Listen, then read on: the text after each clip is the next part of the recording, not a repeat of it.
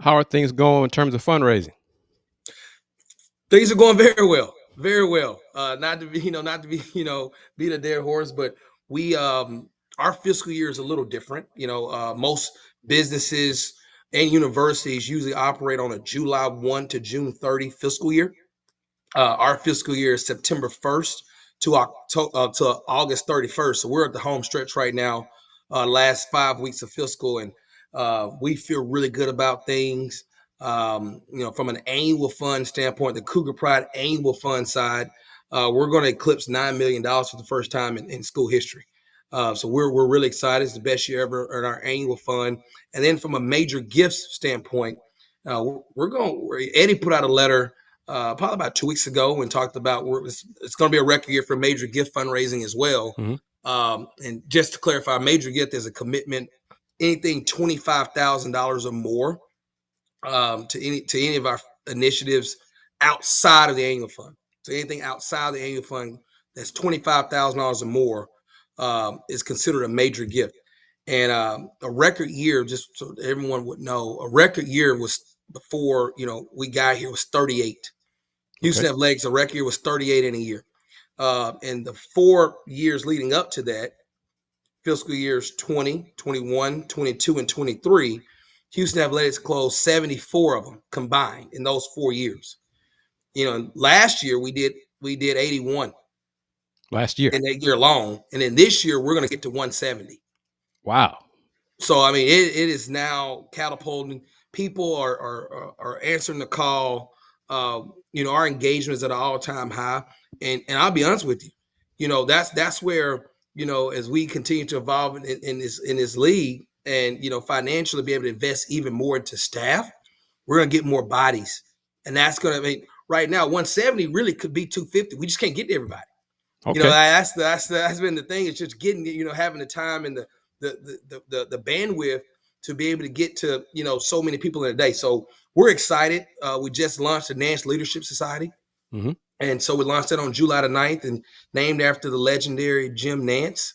And that is an effort to promote more people to get in multi-year agreements. The phones are ringing, and people want to know, how can I get involved? So it's been great. Alvin, I tried to make your name big on the screen, man, while you were talking. I apologize. It's a new platform for me, brother. So I'm learning stuff on the fly as you do this. But you are Alvin Franklin, and he is talking great news with us. But let me acknowledge the first guest on the show, Mr. Not Too Complicated. He was the first to make a comment. You saw the comment from the queen of support of the Houston Roundball Review. You know Miss Wanda Polk Mhm. Very well. directly. Yes.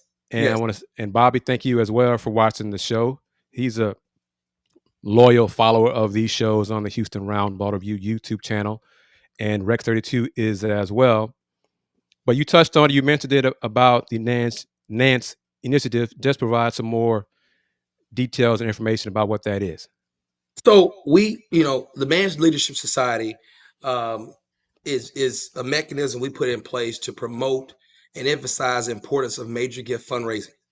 Now, major gift fundraising is anything that's $25,000 or more to one of our philanthropic initiatives outside of the annual fund. Now, this is not. I'll be honest with you, this is not reinventing the wheel. There are multiple schools around the country that have been doing this for a good amount of time. But when we looked at, everything doesn't work everywhere, right? And so just because LSU does it doesn't mean we can do it. Or if I just give an example, we did a lot of studying about, could this work for us, right? Mm-hmm. Um, and the answer was yes.